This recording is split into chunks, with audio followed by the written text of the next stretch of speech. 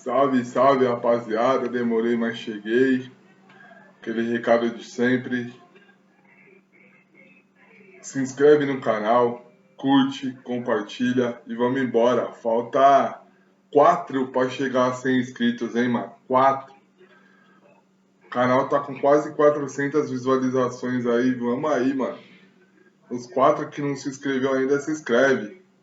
Tô começando ainda. O ano que vem o bicho vai pegar porque tem jogo o tempo todo aí.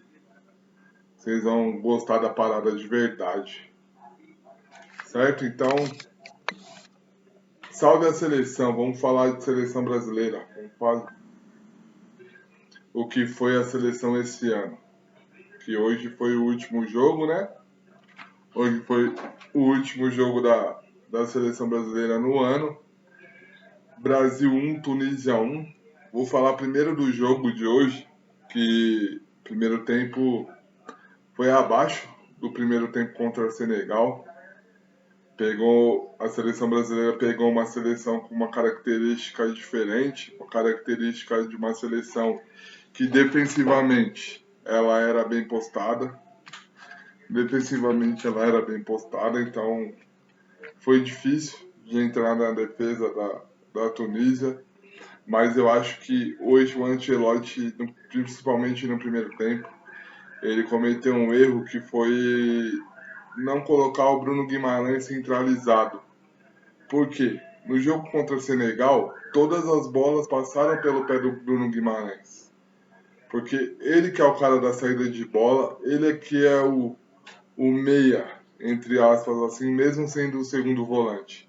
O Casemiro, ele é o cara que vai correr o campo inteiro para marcar, vai fazer o serviço sujo. E o Bruno Guimarães é o que vai começar a jogada para distribuir para o Rodrigo, para o Vinícius Júnior, para o Estevão e para o Matheus Cunha. E hoje não foi isso que aconteceu no primeiro tempo. Logo com 2 minutos o Estevão quase faz 1-0, depois Vinícius Júnior cria uma outra chance com 9 minutos, mas aí o Brasil parou. O Brasil parou porque tinha lentidão, a bola não passava pelo meio campo, já ia direto pro lateral lá que eu também esqueci o nome agora, o lateral da Caio Henrique. A bola ia pro Caio Henrique, que foi mal na partida. Os dois laterais foram mal, tanto o Caio Henrique quanto o Wesley. O Wesley no gol da Tunísia era para ter sido expulso, só que o juiz acho que passou um pano porque tomou o gol, né? E foi um erro dele no contra-ataque. A Tunísia faz 1-0 e merecia ir pro intervalo ganhando o jogo de 1-0. Mas o Estevão, ele briga por uma bola, ganha, sofre o pênalti bem marcado, vai lá e bate com personalidade. A cada jogo que passa, o Estevão vai ganhando esse protagonismo que era para ser o Neymar, vai vindo pro Estevão. E eu acredito, eu sou fã do futebol dele. Ele foi o melhor jogador do primeiro tempo do Brasil. É o que tentou alguma coisa diferente. É o que tentou criar. Porque depois que a Tunísia faz 1-0, aí o Ancelotti posiciona o Bruno Guimarães como um segundo volante centralizado e responsável pela saída de bola. Então, quando ele foi o responsável pela saída de bola, ele começou a distribuir para o Estevão, para o Rodrigo, para o Vinícius Júnior e para o Matheus Cunha. Matheus Cunha que foi mal.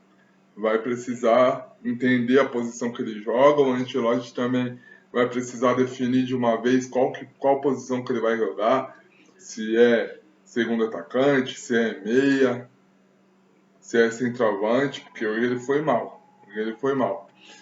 E aí a Tunísia faz 1-0 num erro individual, merecia, e no final do jogo, do primeiro tempo, o Estevão arruma um pênalti lá e ele próprio bate e faz gol empatando. Não deu pro intervalo, 1-1, que saiu no lucro. Era para ter perdido.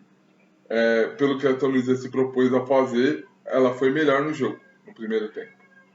No intervalo, o time volta apático, a mesma coisa. Aí logo no começo ele já faz a substituição, coloca o Vitor Roque logo no intervalo. Logo no intervalo, o Vitor Roque mal, muito mal, não pegou na bola, porque o time perdeu a criação. O time perdeu totalmente a criação. Ele tirou o Matheus Cunha, colocou o Rodrigo no meio, colocou o Vitor Roque de centroavante e o Vinícius Júnior de segundo atacante. E o time perdeu a criação porque o Rodrigo também parou de jogar. Colocou o Fabinho, aí o Militão sentiu, ele colocou o Fabrício Bruno e o time não rendeu. O segundo tempo foi muito abaixo.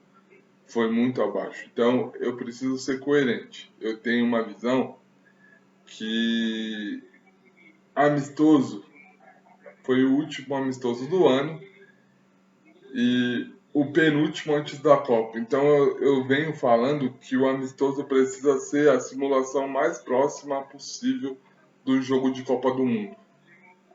E eu não gostei. Uma visão geral, eu não gostei dos dois jogos, porque a defesa ela errou nos dois jogos.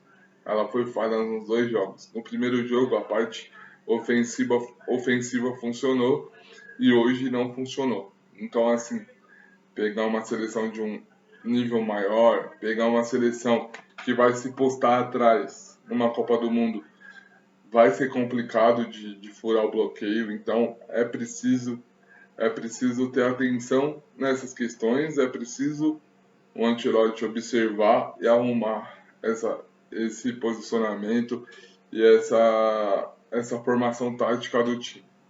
Certo? Referente ao jogo, é isso. Agora vamos falar do ano da seleção brasileira. E o jogo de hoje, o último do ano, foi o retrato do que foi. Foi o retrato do que foi o ano da seleção brasileira. Um ano sem planejamento, um ano onde o Ancelotti não aceitava, no final aceitou e o time não rendeu nas eliminatórias. Foi um ano sem trabalho. Foi um ciclo todo sem trabalho, na realidade. O ciclo todo de Copa do Mundo foi sem um trabalho, sem um planejamento. Não, vamos chegar em 2026 assim, assado assim. Não, não foi isso que aconteceu. Foi uma seleção que foi se formando. Não temos uma seleção titular ainda, porque não sabemos se o Neymar vai jogar, não sabemos se o Neymar vai estar bem, entendeu? Nosso principal jogador, nós não sabemos. Então, assim, pensando em retrospecto, é bom chegar na dúvida, é bom chegar bagunçado. Todas as vezes que o Brasil chegou bagunçado e na dúvida, foi campeão, vamos embora. Mas, pensando friamente, analisando o futebol, foi um ciclo totalmente errado. Foi um ciclo totalmente errado, totalmente sem planejamento, totalmente sem saber que time que vamos ter na Copa do Mundo, sem saber se nosso principal jogador vai estar em condições de jogar uma Copa do Mundo. Enfim, então, em março do ano que vem, última data FIFA antes da Copa, vamos pegar a França e a Croácia, aí é parâmetro, e aí é preciso nesses dois jogos já ter uma seleção titular. Eu acredito que, exceto o Rafinha, acho que a seleção que vai para a Copa é essa. A dúvida está no centroavante e se o Neymar vai ou não vai. A dúvida eu acho que é só essa. Mas em março nós precisamos ter já uma base concreta da seleção que vai jogar a Copa do Mundo.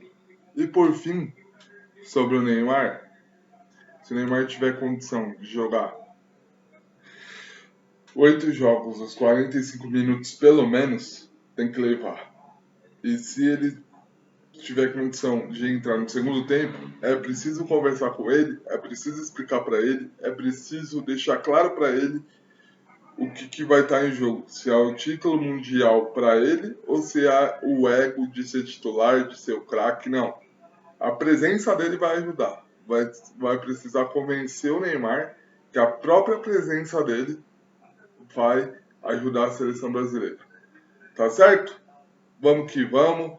Muito obrigado pela atenção de vocês. Espero que vocês tenham gostado. Curte, compartilha, comente aí no vídeo, deixem ideias de pautas, certo? Que a gente vai falar muito de futebol ainda por muito tempo, se Deus quiser. Amanhã a rodada do Brasileiro. Hoje já teve jogo, não sei quanto que acabou, tava 2-2 Sport Botafogo, não sei quanto que acabou, mas amanhã eu volto pra gente. Amanhã, depois da rodada, eu volto para fazer o vídeo pra gente repercutir a rodada brasileira, tá bom? Tamo junto, ótima semana mais uma vez, fiquem com Deus.